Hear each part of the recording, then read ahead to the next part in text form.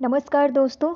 जैसा कि आपने कहा था कि यूथ कंपटीशन टाइम्स की जो किताब थी उसमें प्रीवियस ईयर के पेपर्स दिए गए थे यूपी पीसीएस प्रीलिम्स में जो एग्ज़ाम हुए थे। पिछले सारे एग्ज़ाम का इसमें पेपर दिया हुआ है प्रीलिम्स का 91 से 2022 तक का पेपर दिया हुआ है। लेटेस्ट पेपर 2022 का ही था।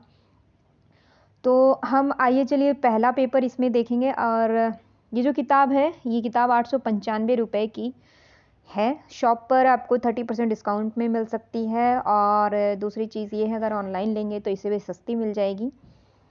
ये है इसमें पेपर्स दिए गए हैं। तो शुरुआत में इन्होंने जीएस पेपर 1 का हल दिया हुआ है ईयर वाइज, और उसके बाद इन्होंने सी सेट का दिया हुआ है ईयर वाइज। तो हम सबसे पहले आज जो देखेंगे वो है 2022 में जो प्री का एग्ज़ाम हुआ था। 12 जून 2022 को एग्ज़ाम हुआ था। 200 मार्क्स का होता है और 2 घंटे में करना होता है। कुल 150 प्रश्नों की ये सीरीज़ होती है। तो चलिए हम सबसे पहला प्रश्न देखेंगे। सूची 1 को सूची 2 से सुमेलित कीजिए तथा सूचियों के नीचे दिए गए कूट से सही उत्तर का चयन कीजिए। इसमें बलवंत राय मेहता समिति जो कि 1957 में हुई थी, अशोक मेहता समिति 1977 में हुई थी, और एल.एम. सिंघवी समिति 1986 में, और पी.के. थुंगन समिति 1988 में इनका अपॉइंटमेंट हुआ था। तो इसमें बी ऑप्शन सही है, मतलब सभी ऑलरेडी सीक्वेंस में लगा हुआ है। उसके बाद अगला प्रश्न है डाइक्लोरो डाइफिनाइल ट्राइक्लोरोईथेन यानी कि डीडीटी क्या है। यह एक नॉन बायोडिग्रेडेबल पॉल्यूटेंट है। डाइक्लोरो डाइफिनाइल ट्राइक्लोरोईथेन डीडीटी एक अजैव अपघटनीय या नॉन बायोडिग्रेडेबल पॉल्यूटेंट है। विश्व में डीडीटी का उत्पादन केवल HIL इंडिया लिमिटेड, जिसे पूर्व में हिंदुस्तान इंसेक्टिसाइड लिमिटेड के रूप में जाना जाता था, इसके द्वारा किया जाता है। यह ऐसा प्रदूषक है जो अब घटित नहीं होता है। इस श्रेणी के प्रदूषकों में पारा, सीसा आदि को भी रखा जाता है। अगला प्रश्न है निम्नलिखित में से कौन से 2 सही सुमेलित हैं। सही सुमेलित हैं इसमें से पहला जो है केरिया का उड़ीसा है राज्य, केरिया जनजाति का उड़ीसा राज्य में है ये। इसे खेरिया भी कहते हैं। और उसके बाद जो है पालियान, ये जनजाति तमिलनाडु की है। तो पहला और चौथा जो है सही सुमेलित हैं। और कुछ जनजातियों का इन्होंने विवरण भी दिया हुआ है। खेरिया जो जनजाति है वो उड़ीसा, बिहार, छत्तीसगढ़, झारखंड, मध्य प्रदेश, महाराष्ट्र और पश्चिम बंगाल में खेरिया जनजाति पाई जाती है, निवास करती है। कुकी जनजाति त्रिपुरा, असम, मणिपुर, मेघालय, मिजोरम, नागालैंड में कुकी जनजाति निवास करती है। यानदी जनजाति आंध्र प्रदेश और तेलंगाना की है। पालियान जनजाति तमिलनाडु में है, निवास करती है। अगला प्रश्न है निम्नलिखित में से कौन सा बायोमास ऊर्जा का स्रोत नहीं है। इसमें बायोमास ऊर्जा का जो स्रोत नहीं है वो है परमाणु ऊर्जा। बायोमास का जो ऊर्जा का स्रोत है लकड़ी भी है, गोबर भी है और कोयला भी है। अब जो ये परमाणु ऊर्जा है ये गैस ऊर्जा का स्रोत नहीं है। जो ईंधन जंतु उत्पाद से अथवा पादप उत्पाद से प्राप्त होते हैं उनको ही बायोमास कहा जाता है। परमाणु ऊर्जा इस तरह से बायोमास ऊर्जा का स्रोत नहीं है। बायोमास जब ऑक्सीजन की अनुपस्थिति में अपघटित होता है तब इसमें से बायोगैस निकलती है। बायोगैस में मीथेन की मात्रा 75% तक लगभग होती है। निम्नलिखित में से किसने चिंतामणि भट्ट द्वारा रचित संस्कृत ग्रंथ शुक सप्तति का फारसी में अनुवाद कर उसका नाम तुतिनामा रखा। ख्वाजा जियाउद्दीन नक्शबी ने शुक सप्तति का फारसी में जब अनुवाद किया तो उसका नाम तुतिनामा रखा। चिंतामणि भट्ट द्वारा रचित ग्रंथ शुक सप्तती का फारसी में अनुवाद कर उसका नाम तूतीनामा ख्वाजा जियाउद्दीन नक्शबी ने रखा था। 14वीं शताब्दी में ख्वाजा जियाउद्दीन नक्शबी भारत में निवास करता था, जो मूलतः फारस का एक चिकित्सक और सूफी संत था। अगला है भारत के नियंत्रक महालेखा परीक्षक का ऑडिट रिपोर्ट का परीक्षण करती है। कौन सी समिति करती है? कैग आपने सुना होगा, comptroller and auditor general of India. तो इसकी जो ऑडिट रिपोर्ट होती है उसका परीक्षण कौन सी समिति करती है? पब्लिक अकाउंट्स कमेटी है, लोक लेखा समिति करती है। लोक लेखा समिति भारत सरकार के विनियोग लेखे और उन पर भारत के नियंत्रक महालेखा परीक्षक की ऑडिट रिपोर्ट का परीक्षण करती है। लोक लेखा समिति में कुल 22 सदस्य होते हैं, जिनमें 15 सदस्य लोकसभा से और 7 सदस्य राज्यसभा से होते हैं। समिति के अध्यक्ष की नियुक्ति लोकसभा सदस्यों में से की जाती है तथा परंपरागत रूप से समिति का अध्यक्ष विपक्षी दल से ही चुना जाता है। भारत के किस राज्य ने स्वच्छ जल एवं जल सुरक्षा के लिए देश का प्रथम digital water data bank aquarium का अप्रैल 2022 में शुभारंभ किया? ऑप्शंस हैं तमिलनाडु, उत्तर प्रदेश, पंजाब, कर्नाटक। सही ऑप्शन है कर्नाटक। 14 मार्च 2022 को कर्नाटक राज्य ने स्वच्छ जल एवं जल सुरक्षा के लिए देश का प्रथम digital water data bank aquarium की स्थापना बेंगलुरु में यानी कि कर्नाटक में की। अगला प्रश्न है अप्रैल 2022 में दिए गए इंडिया स्मार्ट सिटी अवार्ड्स प्रतियोगिता 2020 के संदर्भ में सूची 1 को सूची 2 से सुमेलित कीजिए तथा सूचियों के नीचे दिए गए कूट से सही उत्तर चुनिए। सही उत्तर है संस्कृति श्रेणी में विजेता रहा इंदौर, शासन की श्रेणी में रहा वडोदरा और सामाजिक पहलू के लिए रहा तिरुपति, नगरीय पर्यावरण के लिए रहा भोपाल। अगला प्रश्न है भारत में कृषि क्षेत्र में छूटों यानी फॉर्म सब्सिडी के संदर्भ में निम्न कथनों पर विचार कीजिए। भारत में इनपुट सब्सिडी जैसे उर्वरकों पर दी जाने वाली अप्रत्यक्ष फॉर्म सब्सिडी के अंतर्गत आती है, ये बिल्कुल सही है। किसानों को बिजली एवं सिंचाई पर दी जाने वाली कटौतियां प्रत्यक्ष फॉर्म सब्सिडी के अंतर्गत आती हैं, ये गलत है।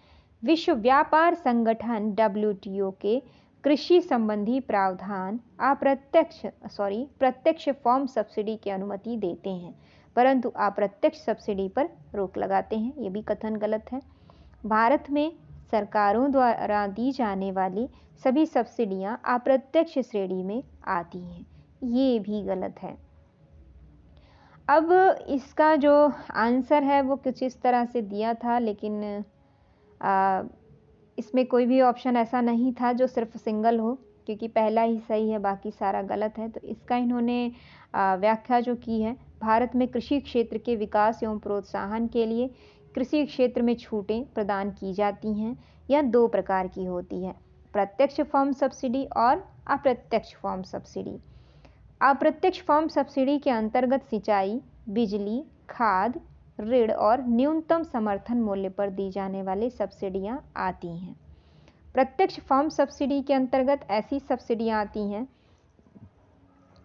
जो सीधे किसानों को नगद सहायता के रूप में प्रदान की जाती हैं, जैसे LPG सिलेंडर पर सब्सिडी आदि में दी जाने वाली सहायता।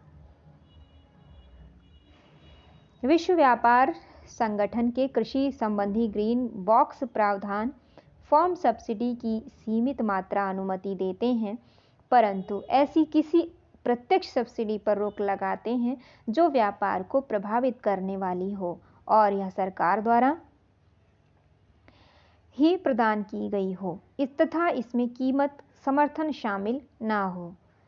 WTO के कृषि संबंधी घरेलू समर्थन प्रावधान के अंतर्गत 3 बॉक्स के रंगों नीला, हरा और एम्बर के आधार पर सब्सिडी प्रदान की जाती है।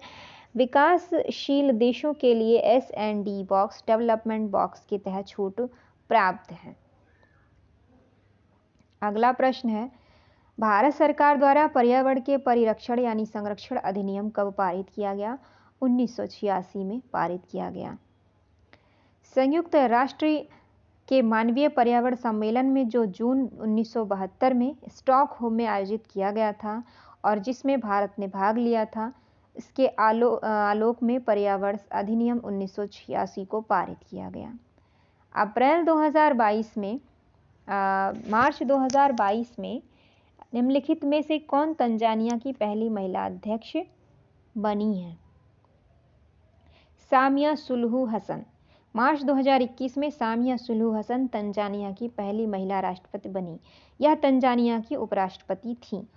पहले इस प्रश्न में पहले अप्रैल दिया हुआ था, जो कि अप्रैल गलत था, इसलिए इसमें मार्च किया गया। मार्च 2021 में सामिया सुलुहु हसन तंजानिया की पहली महिला राष्ट्रपति बनी। हमारे द्वारा उपयोग किए जाने वाले ऊर्जा के अधिकांश स्रोत संग्रहित और ऊर्जा का प्रतिनिधित्व करते हैं। निम्नलिखित में से कौन सा अंततः सूर्य की ऊर्जा से व्युत्पन्न नहीं होता?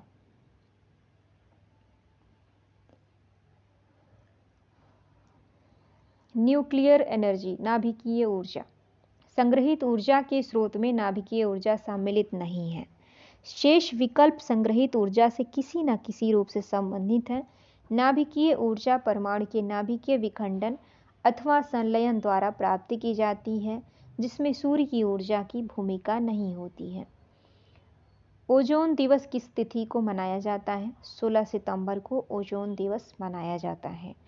वर्ष 1994 में संयुक्त राष्ट्र महासभा ने संकल्प 49/114 के माध्यम से 16 सितंबर को ओजोन परत के संरक्षण के लिए अंतर्राष्ट्रीय ओजोन दिवस मनाने का प्रस्ताव पास किया था। 16 सितंबर की तिथि इसलिए चुनी गई क्योंकि 1987 में इसी दिन मॉन्ट्रियल प्रोटोकॉल हस्ताक्षरित हुआ था।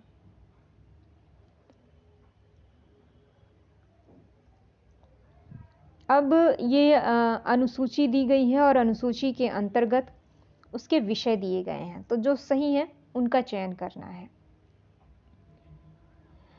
तीसरी जो अनुसूची है उसमें शपथ या प्रतिज्ञान का प्रारूप दिया गया है। चौथी जो अनुसूची है उसमें राज्य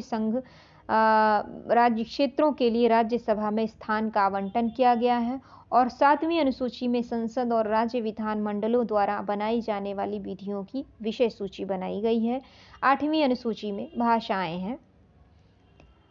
निम्नलिखित में से किस स्थान पर विश्व स्वास्थ्य संगठन परंपरागत औषधि का वैश्विक केंद्र स्थापित करने जा रहा है? जामनगर। 19 अप्रैल 2022 को प्रधानमंत्री नरेंद्र मोदी ने गुजरात में परंपरागत औषधि का वैश्विक केंद्र की आधारशिला रखी। जामनगर, जो कि गुजरात में है, आयुष मंत्रालय और विश्व स्वास्थ्य संगठन WHO विश्व के पहले परंपरागत औषधि का वैश्विक केंद्र स्थापित कर रहे हैं।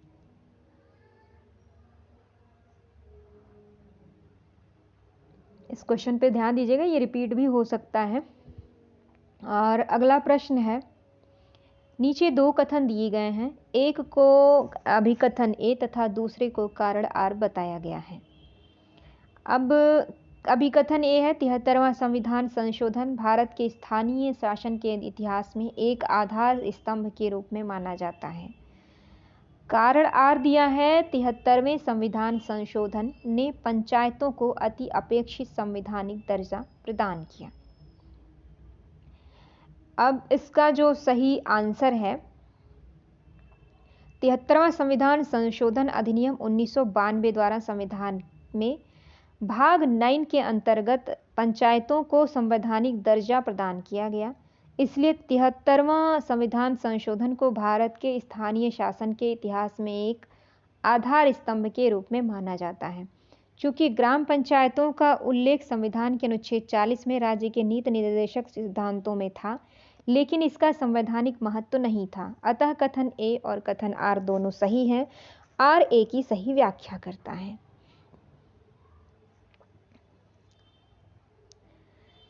अब इसमें एक तरफ व्यक्ति दिए गए हैं, दूसरी तरफ उनका किस चीज़ों से संबंध रहा है वो दिया गया है। तो MS स्वामीनाथन जो कि हरित क्रांति से संबंधित हैं, LK झा आर्थिक प्रशासन सुधार से हैं, वर्गीस कुरियन दुग्ध उत्पादन से हैं, मोरारजी देसाई बैंकों पर सामाजिक नियंत्रण से हैं। अगला प्रश्न है, चंद्रगुप्त द्वितीय के संदर्भ में निम्नलिखित में से कौन सा कथन सही है?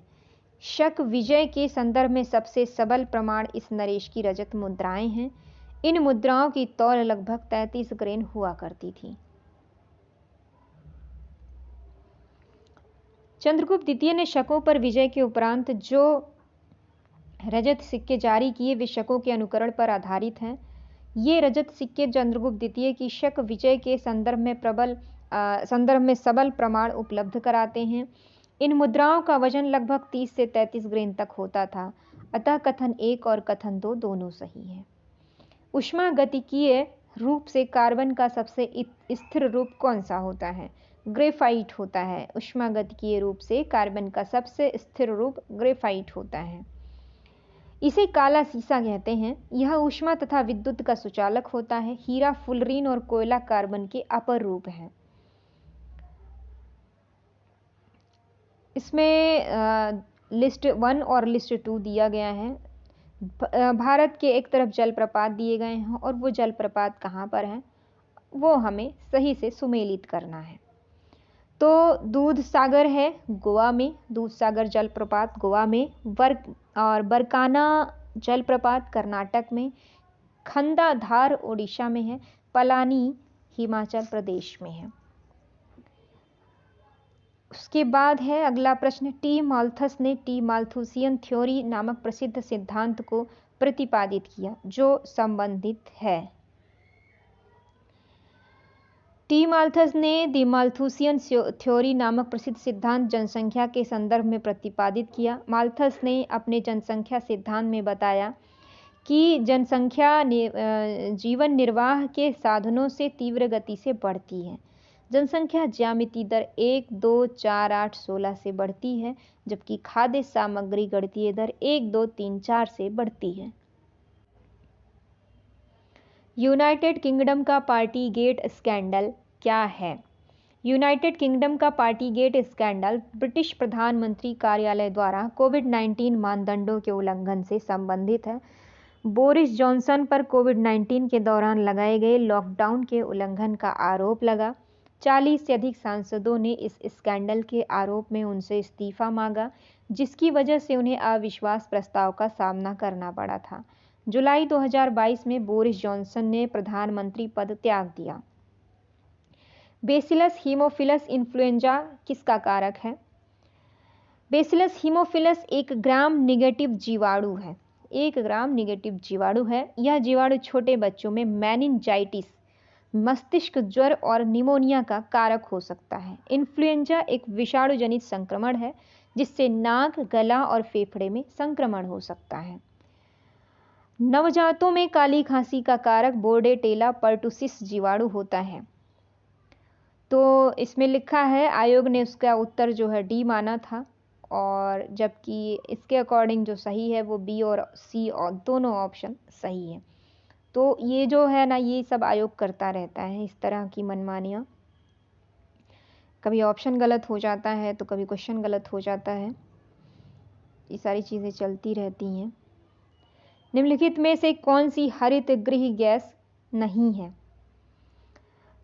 जो ऑर्गन ग्रीन हाउस गैस नहीं है। ग्रीन हाउस गैसों में मुख्यतः कार्बन डाइऑक्साइड होता है, जलवाष्प होता है, क्लोरोफ्लोरोकार्बन होता है, मीथेन होता है, ओजोन होता है, नाइट्रस ऑक्साइड होता है। निम्नलिखित में से किस ऑपरेशन के अंतर्गत भारत सरकार द्वारा भारत के मेडिकल छात्रों को यूक्रेन से भारत लाया गया? ये था ऑपरेशन गंगा। और निम्नलिखित में से कौन सा प्रधानमंत्री स्वनिधि योजना के अंतर्गत लक्षित समूह है? फुटपाथ विक्रेता, यह एक इनका प्रधानमंत्री स्वनिधि योजना के अंतर्गत है।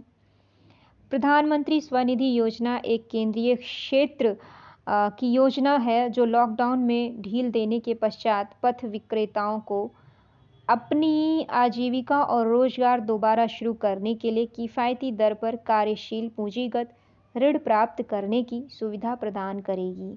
इस योजना के अंतर्गत लक्षित समूहों में शहरों में फेरी लगाने वाले पथ विक्रेता, जिनमें शहरी इलाकों के आसपास एवं ग्रामीण क्षेत्रों से आए विक्रेता भी शामिल हैं, जो 24 मार्च 2020 या उससे पहले से वेंडिंग कर रहे हैं।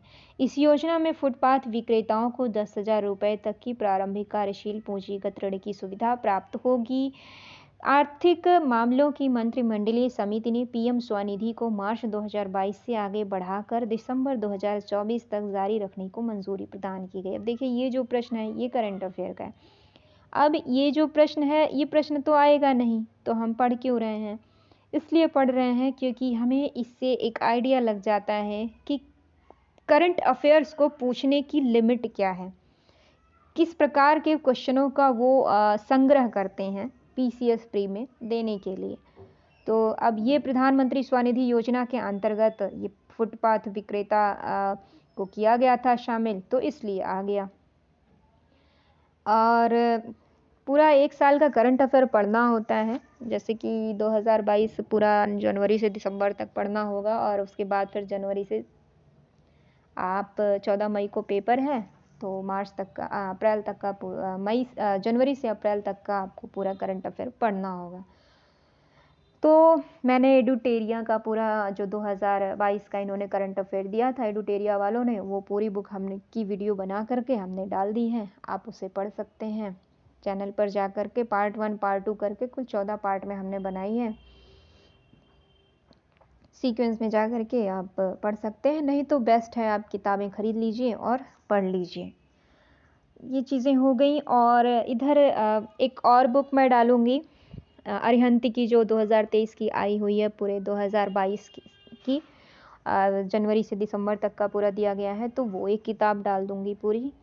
और एक तीसरी किताब पड़ेगी उत्कर्ष क्लासेस की। तो ये आपके समय के ऊपर है। अब वीडियो देखने में कहीं लेटे हैं, अब वीडियो देख लीजिए, कहीं कुछ खाना बना रहे हैं तो वीडियो चला दी चलती रहे, बाकी आपकी मर्ज़ी है, आप किताबों से पढ़ें। किताबें तो बेस्ट हैं पढ़ने के लिए, ज़रूरी नहीं है यूट्यूब ही देखा जाए। देखिए, जो चीज़ें सही है मैं वही बताऊँगी, ऐसा नहीं है कि मैं वीडियो डाल रही हूँ तो आपको बताऊँ कि नहीं आप भाई वीडियो ही देखो, ऐसा कुछ नहीं है। पढ़ाई हमें करनी है, हम कहीं से भी करें, वो मेरा है, मतलब मुझे पढ़ने से मतलब है, आने से मतलब है, चीज़ें तैयार हों उससे मतलब है। तो 2-4-10 किताबों से बेहतर है आप करंट अफेयर प्रीवियस के लिए एक अरिहंत की पूरी बुक पढ़ लीजिए। आई हुई है 2023 नाम से आई हुई है, हालांकि है 2022 की, बट 23 डालते हैं, वो 1 साल आगे का डाल देते हैं। और एडुटेरिया वालों ने 2022 डाल के दिया हुआ है पूरा। तो ये 2 किताबें पढ़ लीजिए, सफिशिएंट है। बाकी मंथली मैगज़ीन आती है अरिहंत की, करंट अफेयर को लेकर के जो जितना मैंने तैयारी की है करंट अफेयर के लिए, करंट अफेयर अगर अरिहंत की बुक से पढ़ी जाए तो फिर कोई क्वेश्चन ऐसा है नहीं जो बच जाता है, वो अच्छा दे देते हैं, वो उसमें अच्छा पढ़ने में भी अच्छा लगता है।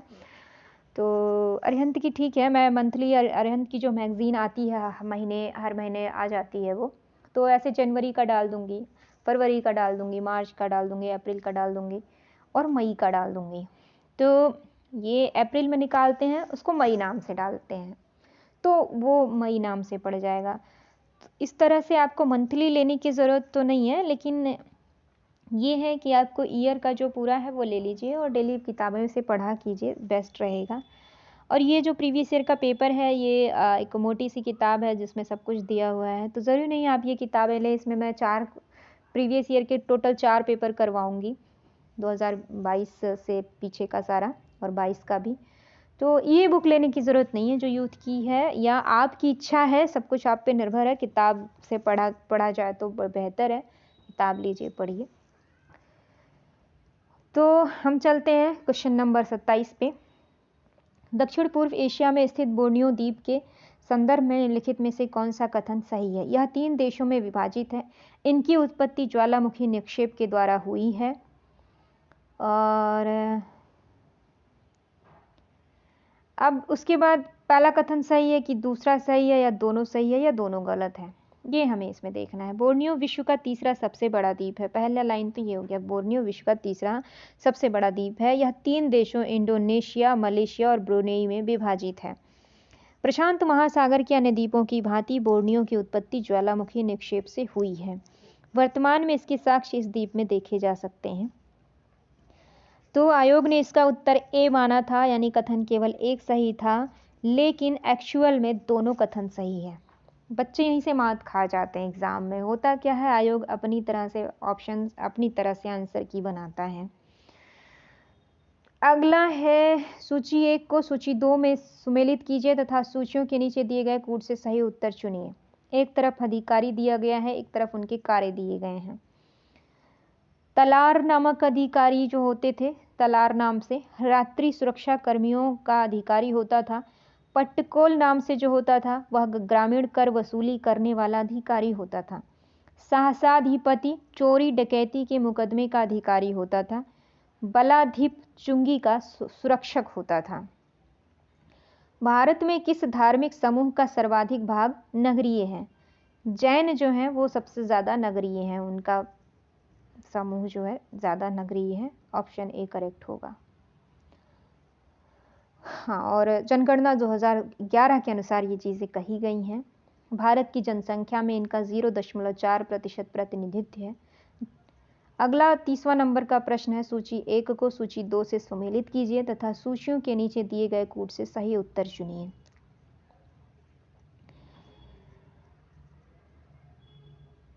रमेश तावड़कर विधानसभा के नवनिर्वाचित अध्यक्ष हैं। रमेश तावड़कर गोवा राज्य से। कुलतार सांधवान पंजाब से। टी सत्यव्रत मणिपुर से। रितु खंडारी उत्तराखंड से। इस प्रश्न को पढ़ने की कोई ज़रूरत नहीं है आपको। नेक्स्ट है, उत्तर प्रदेश के निम्नलिखित नगरों पर विचार कीजिए तथा जनसंख्या के आधार पर उन्हें अवरोही, हाँ लेकिन इससे ये पता चल गया कि कोई अगर किसी विधानसभा में जो भी नवनिर्वाचित हो रहे हैं, कहीं किसका भी अपॉइंटमेंट हो रहा है, आप उसे पढ़ते हुए चलिए, क्योंकि वो सारी चीज़ें इंक्लूडेड हैं, वो भी पूछा जा सकता है यूपीपीएससी में। उत्तर प्रदेश के निम्नलिखित नगरों पर विचार कीजिए तथा जनसंख्या के आधार पर उन्हें अवरोही क्रम में व्यवस्थित कीजिए।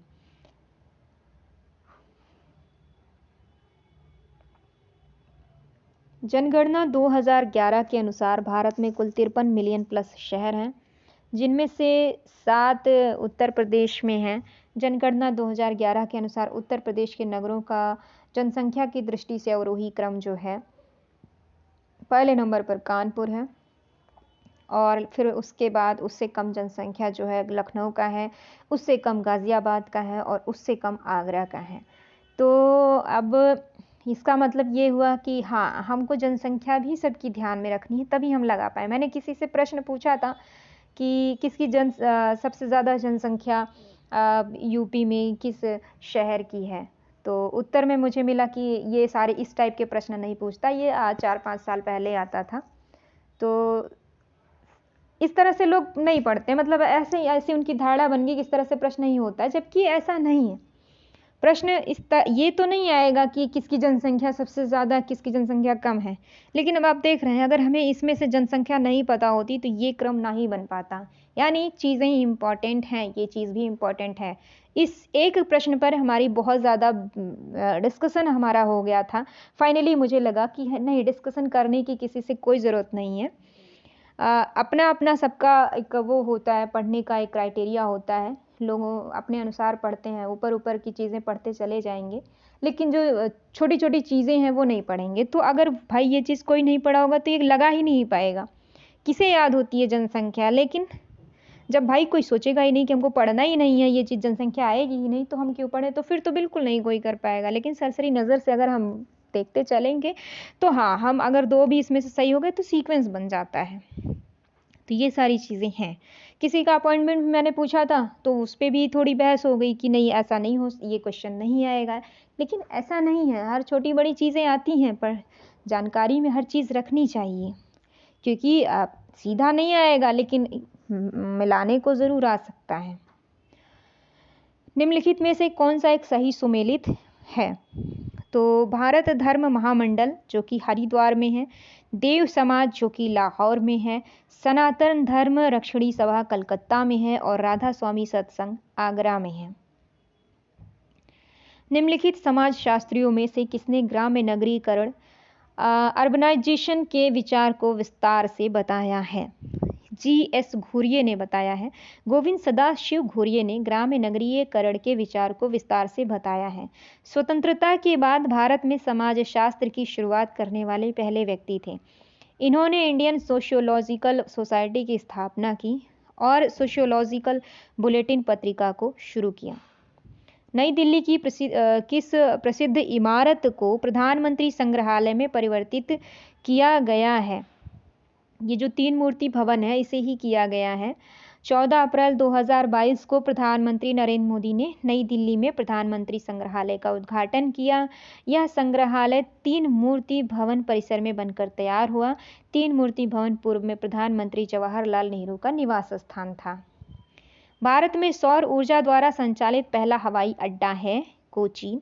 18 अगस्त 2015 को केरल के तत्कालीन मुख्यमंत्री ओमान चांडी ने कोचीन अंतर्राष्ट्रीय हवाई अड्डे में 12 मेगावाट सोलर प्लांट का उद्घाटन किया था। कोचीन अंतर्राष्ट्रीय हवाई अड्डा भारत का नहीं अपितु विश्व का प्रथम सौर ऊर्जा संचालित हवाई अड्डा है। देखिए कुल 150 प्रश्न है।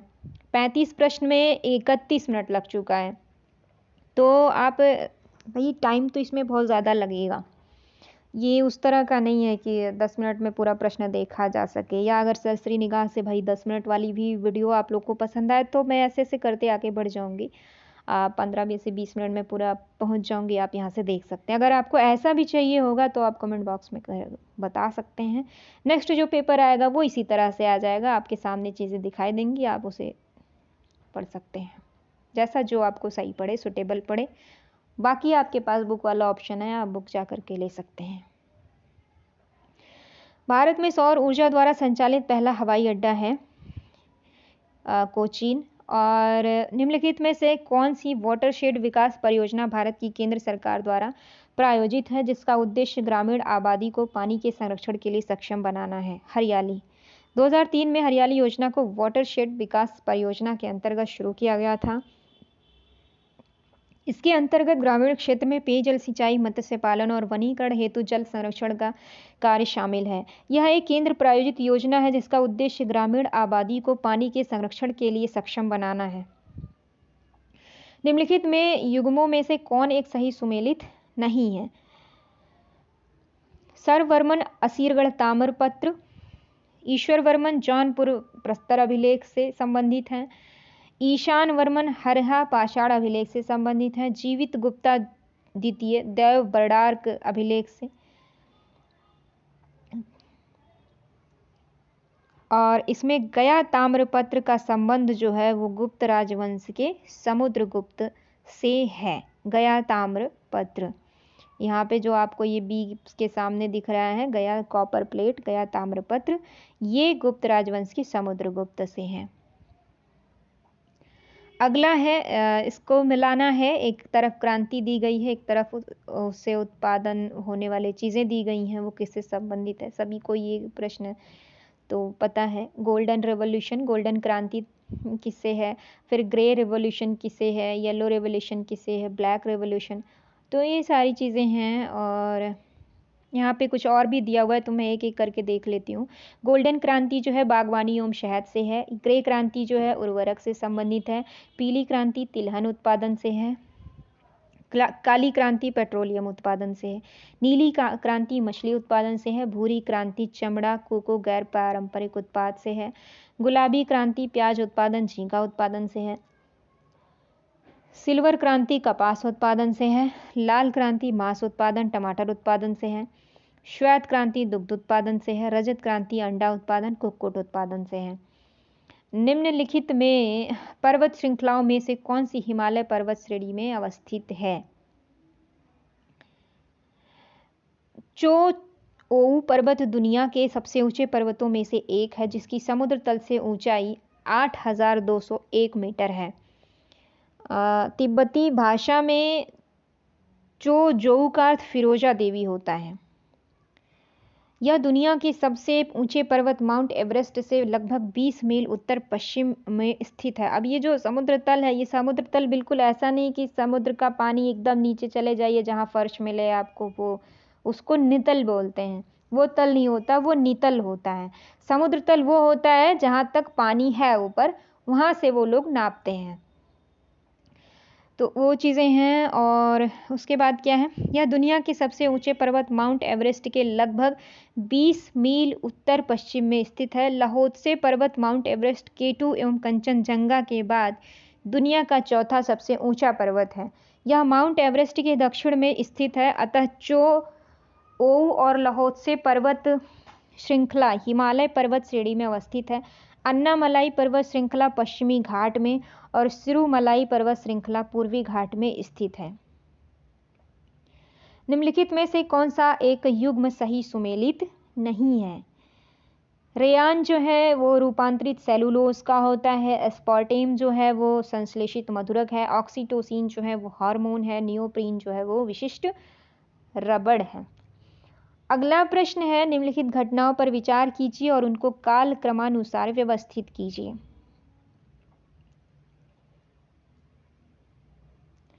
शकरखेड़ा का युद्ध हुआ था 1724 में, और बेदरा का युद्ध हुआ था 1759 में। पोर्टो नो का युद्ध हुआ था 1781 में, और मुदकी का युद्ध हुआ था 1845 में।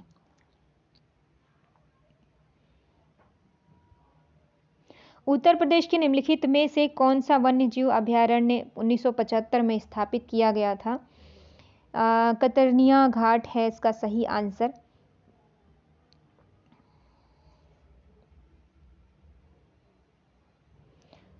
कतरनिया घाट वन्यजीव अभयारण्य 1975 में, किशनपुर वन्यजीव अभयारण्य 1972 में, चंबल वन्यजीव अभयारण्य 1979 में।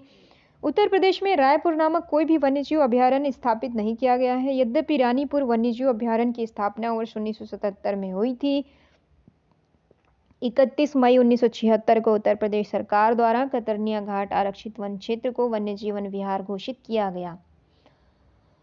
प्रसिद्ध रूर कोयला क्षेत्र निम्नलिखित में से किस देश में स्थित है? जर्मनी में स्थित है। बहुत इंपॉर्टेंट क्वेश्चन है। ये पता नहीं ऐसा क्या इस क्वेश्चन में, ये बार बार किसी भी एग्जाम में आ जाता है। रूर कोयला क्षेत्र जर्मनी में स्थित है। रूर नदी जो पश्चिमी जर्मनी में प्रवाहित होती है के नाम पर इस क्षेत्र का नाम रूर पड़ा हुआ है। निम्नलिखित में से कौन सा एक मौलिक कर्तव्य नहीं है? स्वर्ण सिंह समिति की रिपोर्ट के आधार पर वर्ष 1976 में 42वें संविधान संशोधन के द्वारा भारतीय संविधान के भाग 4A के अनुच्छेद 51A में 10 मूल कर्तव्यों का समावेश किया गया, जबकि स्वर्ण सिंह समिति ने 8 मौलिक कर्तव्यों को ही सम्मिलित करने का सुझाव दिया था। वर्ष 2002 में 86वें संविधान संशोधन द्वारा 11वां मौलिक कर्तव्य सभी माता पिता का कर्तव्य है कि 6 से 14 वर्ष की आयु के बच्चों को शिक्षा दिलाएं, संविधान में जोड़ा गया। वर्तमान में कुल 11 मौलिक कर्तव्य हैं। राष्ट्रीय महत्व के स्मारकों और स्थानों की रक्षा संविधान के अनुच्छेद 49 में राज्य के नीति निर्देशक सिद्धांतों में दी गई है। सूची 1 को सूची 2 से सुमेलित कीजिए तथा सूचियों के नीचे दिए गए सही कूट को सही उत्तर चुनिए। सुल्तानगढ़ी को बनवाया था इल्तुतमिश ने, लाल महल को बलबन ने, जमात खाना मस्जिद को बनवाया था अलाउद्दीन खिलजी ने, 2.5 दिन का झोपड़ा बनवाया था कुतुबुद्दीन ऐबक ने। जमात खाना मस्जिद का निर्माण 14वीं शताब्दी में अलाउद्दीन के पुत्र खिज्र खां द्वारा करवाया गया था। इसे खिलजी मस्जिद के नाम से भी जाना जाता है। देखिए अब ज़्यादा समय नहीं बचा हुआ है, जिनको 14 मई इसी 2023 में निकालना है, यही सोच करके आप पढ़िए कि हमको इससे ज़्यादा का समय नहीं लेना है। हमें हर हाल में 2023 में PCS का जो प्री है वो तो हर हाल में निकालना है। फिर उस लगन से पढ़िए और ज़्यादा कुछ 50 जगह से पढ़ने की ज़रूरत नहीं है। आप आराम से घटना चक्र की सारी पूर्वावलोकन उठा लाइए और बस उसको 10 बार पढ़ डालिए। जिस दिन 10 बार ख़त्म होगा उस दिन आराम से आपके कम से कम 125 क्वेश्चन सही हो जाएंगे 150 क्वेश्चन में। जिस दिन आप 10 बार दोहरा लेंगे 125 पूरी गारंटी है। बस इतना सा करना है करंट अफेयर के लिए आपको 10 किताब नहीं पढ़ना है, सिर्फ एक कोई भी किताब ले लीजिए, चाहे एडुटेरिया ले लीजिए, चाहे अरिहंत की मंथली अरिहंत की चाहे साल भर की आई हुई है वो ले लीजिए। दोनों में से कोई भी एक किताब उठाइए, पढ़ करके ख़त्म कर दीजिए। करंट अफेयर तो तीन बार पढ़ने पर ही सारा तैयार हो जाता है। अब तैयार होने का कारण क्या है, क्योंकि हम लोग रोज़ उसे सुनते रहते हैं, रोज़ कहीं टीवी में सुनेंगे, कहीं न्यूज़ में सुनेंगे, कहीं फेसबुक पर सुन लेंगे, कहीं व्हाट्सएप पर, हर जगह से सुन सुन के वो 3 बार में अपने आप याद हो जाता है। तो करंट अफेयर में ज़्यादा जोर देने की ज़रूरत नहीं है, बस इतना सा पढ़ना है। इतना पढ़ करके आपका यूपी पीसीएस 2023 में सिलेक्शन कंफर्म हो जाएगा। बस इस बीच में जो है मोबाइल से थोड़ी दूरी बनानी पड़ेगी, सोशल मीडिया से दूरी बनानी पड़ेगी। 4 महीने की बात है, दूरी बना लीजिए, फिर 4 महीने बाद फिर दूरी बनाइएगा मेंस के लिए। तो यही है, करना तो पड़ेगा भाई, कुछ करने के लिए, पाने के लिए तो करना ही पड़ेगा त्याग।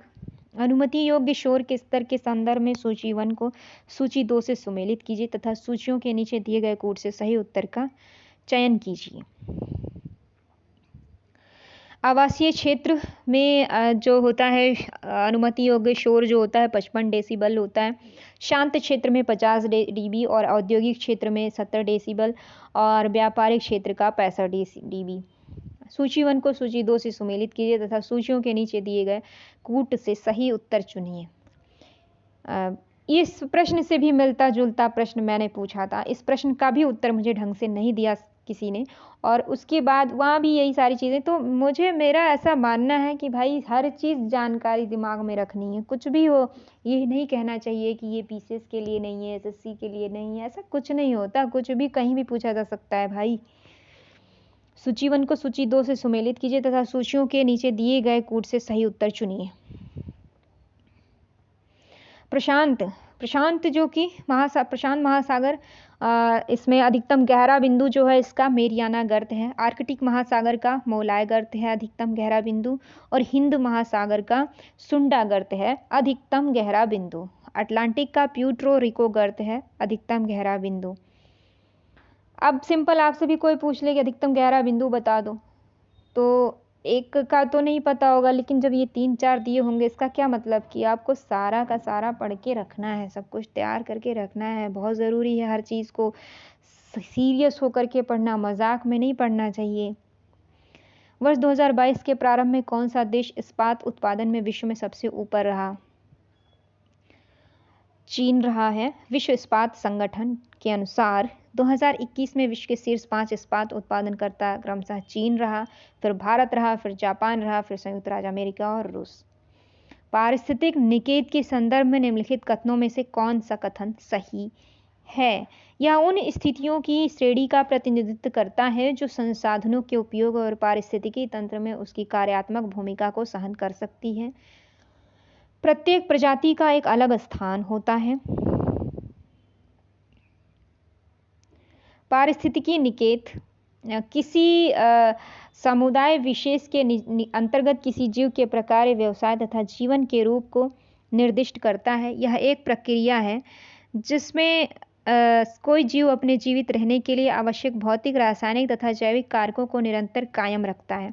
यह उन स्थितियों की श्रेणी का प्रतिनिधित्व करता है जो संसाधनों के उपयोग और पारिस्थितिकी तंत्र में उसकी कार्यात्मक भूमिका को सहन कर सकता है। प्रत्येक प्रजाति का एक अलग निकेत होता है। पारिस्थितिकी निकेत शब्द का प्रयोग सर्वप्रथम जे ग्रिनेल ने 1917 में किया था। नीचे 2 वक्तव्य दिए गए हैं, एक को अभिकथन ए तथा दूसरे को कारण आर बताया गया है। भूमध्य सागरीय जलवायु के क्षेत्रों में वर्षा शीत ऋतु में होती है। गर्मियों में ये क्षेत्र शुष्क स्थलीय हवाओं के प्रभाव में रहते हैं। कोपन के वर्गीकरण के अनुसार भूमध्य सागरीय जलवायु 30 डिग्री से 45 डिग्री उत्तर दक्षिण अक्षांशों के मध्य पाई जाती है।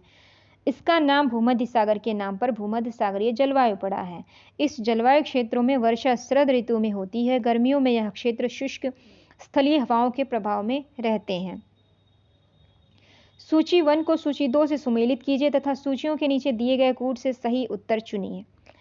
बटेश्वर पहाड़ी भागलपुर बिहार में स्थित है। बिलारी श्रृंखला कर्नाटक में स्थित है।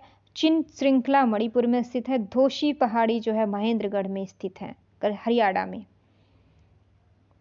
बिलारी श्रृंखला प्रश्न में कर्नाटक राज्य से संबंधित है, ऐसा लोक सेवा आयोग की प्रारंभिक उत्तर कुंजी में बताया गया, जबकि कर्नाटक में बेल्लारी गुड्डा श्रृंखला है। 1985 में गंगा एक्शन प्लान परियोजना प्रारंभ करने का मुख्य उद्देश्य था। जून 1985 में गंगा कार्य योजना 1 की शुरुआत की गई थी। इसके प्रथम चरण का मुख्य उद्देश्य इसके जल को प्रदूषण रहित करना था। अप्रैल 1993 में गंगा कार्य योजना 2 को मंजूरी प्रदान की गई। इसमें यमुना, गोमती और दामोदर नदी को शामिल किया गया। वर्ष 1995 में अन्य प्रमुख नदियों को भी शामिल किया गया। वर्ष 1995 में राष्ट्रीय नदी संरक्षण योजना की शुरुआत की गई। अलाउद्दीन खिलजी की निम्नलिखित विजयों को कालक्रमानुसार व्यवस्थित कीजिए। अलाउद्दीन खिलजी की विजयों का सही कालक्रम निम्नलिखित है। गुजरात का जो हुआ 1299 ईस्वी में, रणथंभौर 1301 ईस्वी में, चित्तौड़ 1303 में और वारंगल 1310 में। निम्नलिखित विषयों पर विचार कीजिए तथा उन्हें कालक्रमानुसार जैसा संविधान में उल्लिखित है व्यवस्थित कीजिए।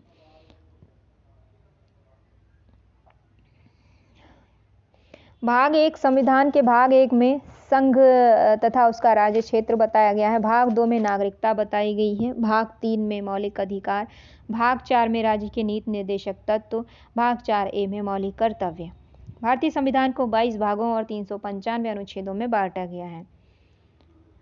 निम्नलिखित देशों को मानव विकास सूचकांक 2022 के आधार पर अवरोही क्रम में व्यवस्थित कीजिए।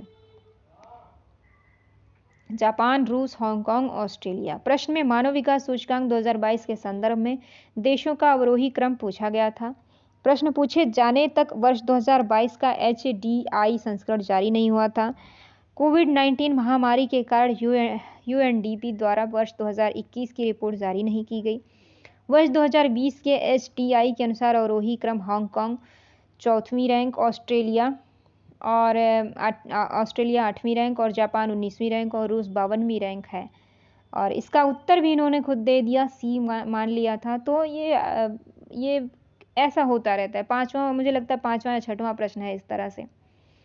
असम मेघालय सीमा विवाद को हल करने हेतु समझौते पर निम्नलिखित में से किसने हस्ताक्षर किए थे। असम मेघालय है तो असम तथा मेघालय के ही करेंगे, है ना। मार्च 2022 में असम तथा मेघालय के बीच अंतर्राज्यीय सीमा विवाद के निपटारे हेतु समझौता हस्ताक्षरित हुआ। इस समझौते को केंद्रीय गृह मंत्री अमित शाह की उपस्थिति में असम के मुख्यमंत्री हेमंत बिस्वा शर्मा और मेघालय के मुख्यमंत्री कोनराड संगमा ने हस्ताक्षरित किया। 5 दशक पुराने सीमा विवाद का अंत इस समझौते से हो गया।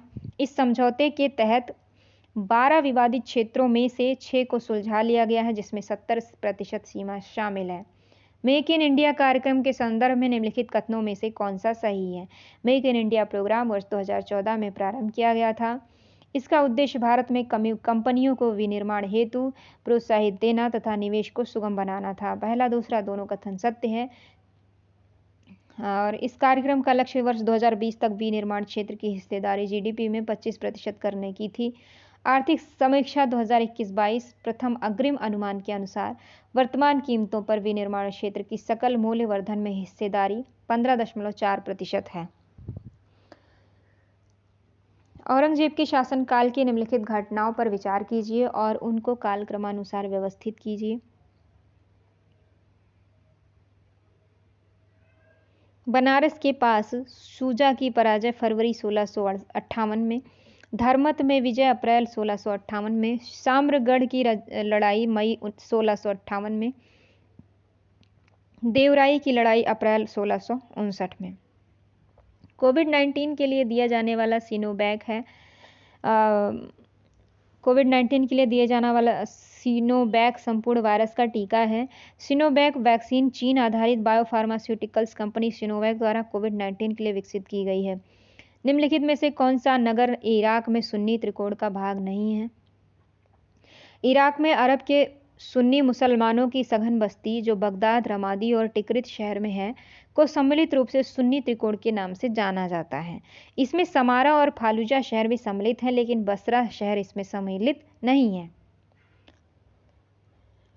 निम्नलिखित में से किसने जनवरी 2022 में आयोजित सैयद मोदी अंतर्राष्ट्रीय टूर्नामेंट में महिला एकल का खिताब जीता। पीवी सिंधु ने जीता। पीवी सिंधु ने हमवतन मालविका बंसोड़ को हराकर यह खिताब अपने नाम किया। जल जीवन मिशन योजना किस वित्तीय वर्ष के केंद्रीय बजट में घोषित की गई थी? 15 अगस्त 2019 को प्रधानमंत्री नरेंद्र मोदी द्वारा जल जीवन मिशन योजना की घोषणा की गई थी। इससे पूर्व 5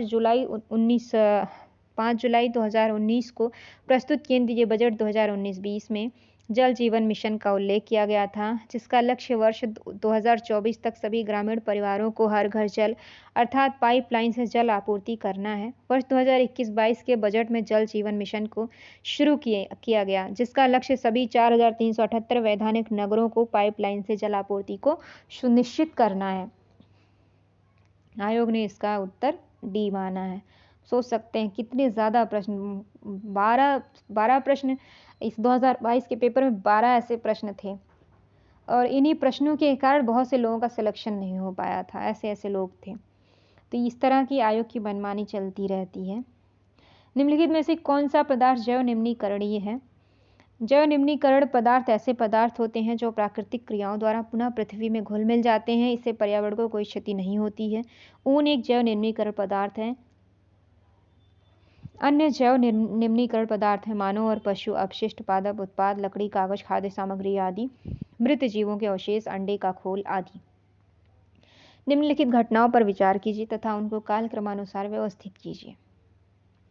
गदर पार्टी की स्थापना हुई थी 1913 में। बर्लिन में इंडियन इंडिपेंडेंस कमेटी की स्थापना हुई थी 1916 में। केंद्रीय असेंबली बम कांड हुआ था 1929 में। चिट्टगांव शस्त्रागार छापा हुआ था 1930 में।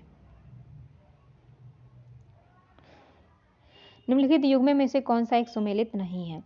गोवा जो है वो उसमें विधानसभा सदस्यों की संख्या 40 है, उत्तराखंड में 70 है, मणिपुर में 60 है, उत्तर प्रदेश में 403 है। सल्फा ड्रग निम्नलिखित में से किस प्रकार की औषधि है? एंटीबैक्टीरियल है।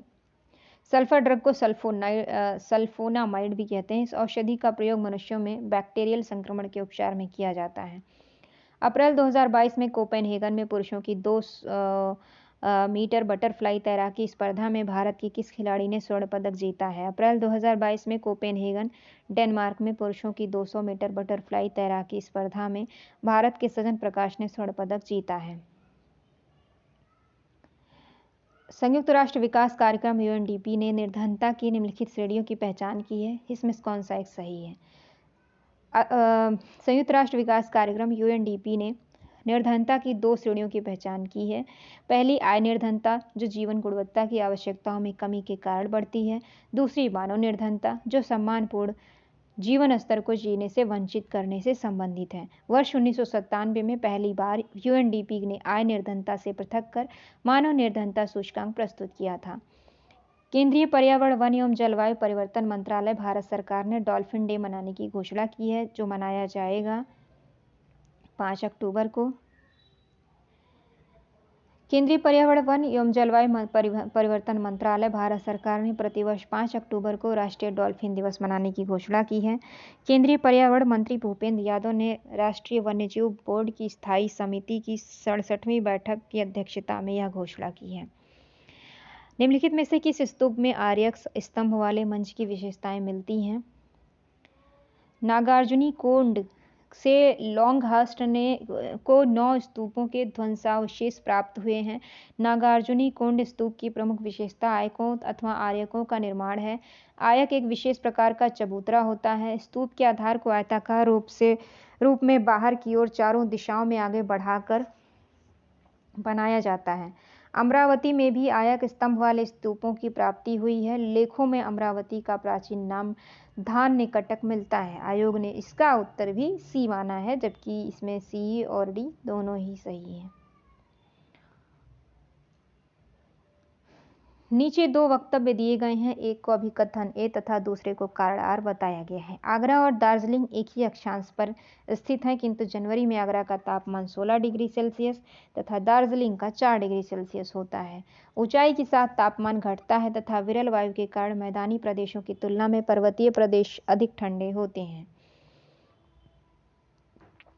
आगरा और दार्जिलिंग एक ही अक्षांश पर स्थित हैं, लेकिन ऊंचाई में भिन्नता के कारण जनवरी में आगरा का औसत तापमान 16 डिग्री सेल्सियस से दार्जिलिंग का 4 डिग्री सेल्सियस होता है। ऊंचाई के साथ तापमान घटता है तथा विरल वायु के कारण मैदानी प्रदेशों की तुलना में पर्वतीय प्रदेश अधिक ठंडे होते हैं। अभिकथन ए तथा कारण आर दोनों सही है और आर ए की सही व्याख्या है। निम्नलिखित प्रकार के ऊष्मा इंजनों में से कार्बोरेटर का प्रयोग किसमें किया गया है? पेट्रोल इंजन में कार्बोरेटर का उपयोग किया गया है। कार्बोरेटर पेट्रोल में हवा को मिलाता है जिससे उच्च दहन क्षमता वाला ईंधन मिश्रण प्राप्त होता है। इस मिश्रण में एक विशेष अनुपात में हवा और पेट्रोल मिले होते हैं। इसमें निम्नलिखित में से कौन सा एक सही सुमेलित है? इसमें भारत का सबसे बड़ा रबर उत्पादक राज्य केरल है। गेहूं के उत्पादन में उत्तर प्रदेश राज्य अग्रणी है। जूट के उत्पादन में पश्चिम बंगाल अग्रणी राज्य है और चाय के उत्पादन में असम अग्रणी है। अगला है संविधान की मूल संरचना की अवधारणा सर्वोच्च न्यायालय द्वारा किस वाद में प्रतिपादित की गई थी?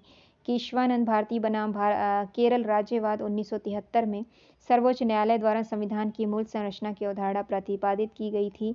संविधान की मूल संरचना का तात्पर्य संविधान में निहित उन प्रावधानों से है जो संविधान और भारतीय राजनीतिक और लोकतांत्रिक आदर्शों को प्रस्तुत करता है। पश्चिमी उत्तर प्रदेश के संदर्भ में निम्नलिखित कथनों में से कौन सा सही है? उत्तर प्रदेश का पश्चिमी क्षेत्र अन्य क्षेत्रों की तुलना में अधिक विकसित है। यह क्षेत्र हरित क्रांति का साक्षी रहा है।